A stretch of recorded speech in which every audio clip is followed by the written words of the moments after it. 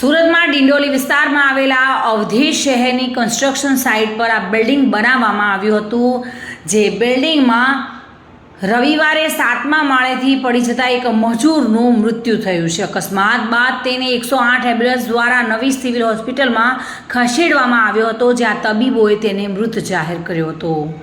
પોલીસમાંથી પ્રાપ્ત વિગતો મુજબ ધર્મેન્દ્ર રતન ઉકાઈ રવિવારે ડિંડોલી અવધેશ શહેરમાં બાંધકામ સાઇટના 7મા માળે કામ કરી રહ્યો હતો અને આ દરમિયાન બપોરે 12:30 કલાકે કામ કરતી વખતે તેણે સંતુલન ગુમાવ્યું હતું અને 7મા માળેથી નીચે પટકાયો હતો. અકસ્માત બાદ સ્થળ પર કામ કરતા લોકોમાં દોડધામ મચી ગઈ હતી. જોકે સ્થાનિક લોકોએ તેને લોહી લુહાણ હાલતમાં પડેલો જોયો હતો.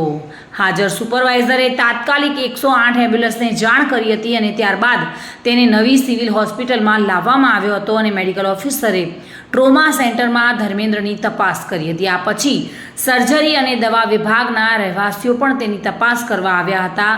જોકે પ્રાથમિક તપાસ દરમિયાન તબીબોએ તેને મૃત જાહેર કર્યો હતો. માહિતી મળતા ડિંડોલી પોલીસ હોસ્પિટલે પહોંચી આગળની કાર્યવાહી હાથ ધરી હતી. સુનિલ ગાંજાવાલા સાથે bureau report, today Gujarati news.